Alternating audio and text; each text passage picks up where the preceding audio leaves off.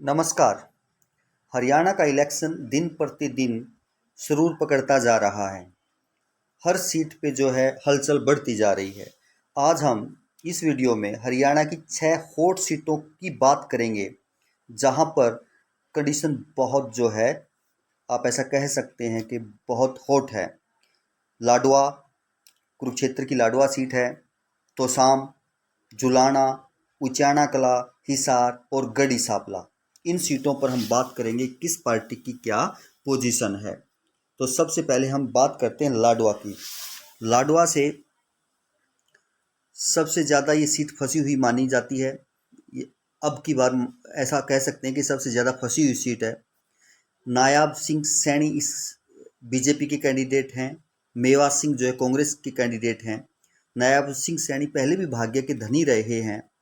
मेवा सिंह की इस इलाके में अच्छी पकड़ है, लेकिन हार और जीत का फैसला सपना करेंगी। इनेलो प्रत्याशी सपना, अगर वो जितने ज़्यादा वोट लेकर के जाती हैं, बीजेपी को उतना ही फायदा होगा। और ये उतारी भी इसीलिए गई हैं कि यहाँ कांग्रेस को नुकसान हो। और इनकी ऐसा नहीं है कि सपना की यहाँ कंडीशन अच्छी नहीं है। यहाँ सपना जो इनेलो की कैंडिडेट हैं उनका अच्छा रुतबा है। अगर वो यहाँ से जितने ज़्यादा वोट लेकर के जाएंगी उतना ही फायदा बीजेपी को होगा।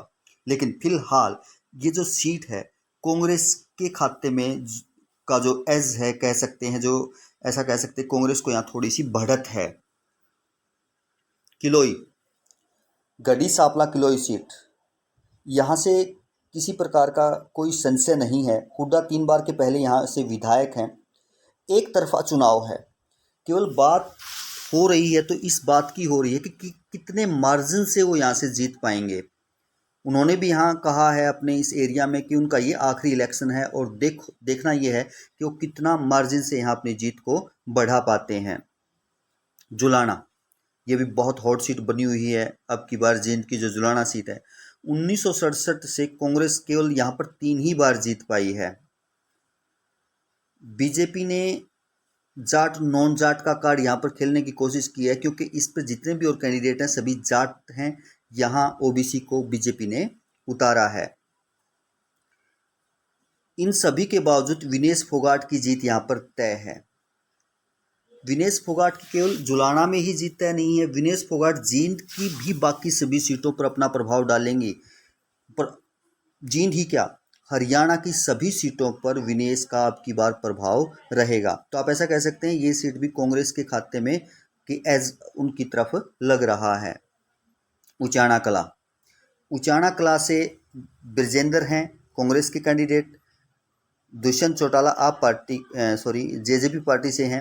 ब्रजेंद्र एक साफ सुथरी छवि के नेता हैं। चौधरी छोटूराम की विरासत को आगे बढ़ा रहे हैं वो। और यहाँ हम दूसरी तरफ देखें तो लोकसभा चुनाव में जो नैना चौटाला है, दुष्यंत की मां, यहाँ से केवल 4200 वोट ही उनको मिले थे। और अब भी कोई सिचुएशन अच्छी नहीं हुई है।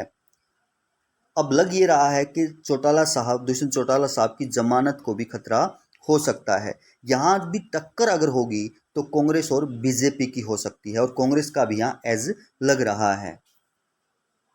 तोसाम, तोसाम भी एक हॉट सीटों में है।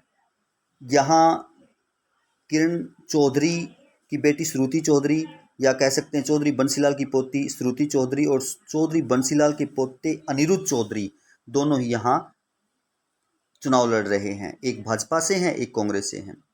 अब लोगों में गुस्सा इस बात का है कि किरण चौधरी ने कांग्रेस छोड़ दी और बीजेपी में चली गई। बहुत नाराज हैं लोग इस बात से।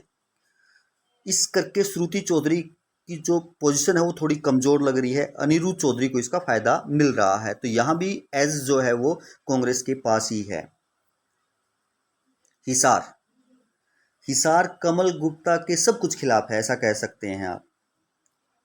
बीजेपी का कैडर भी सावित्री जिंदल का साथ दे रहा है। सावित्री जिंदल ने निर्दलीय तौर पर अपना नामांकन किया है, लेकिन ये बीजेपी की एक रणनीति है शायद, कि कमल गुप्ता तो अब की बार कुछ कर नहीं सकते। उनकी जो पोजीशन है वो बहुत कमज़ोर उनको लग रही थी, तो उन्होंने सावित्री जिंदल को यहाँ से शायद निर्दलीय उतारा है और ये अगर जीतती हैं तो ये मान के चलें कि बीजेपी की ही ये सीट है। और कांग्रेस से रामनिवास राणा है, जिनका कहीं विरोध तो नहीं है, उनकी पोजीशन भी ठीक है।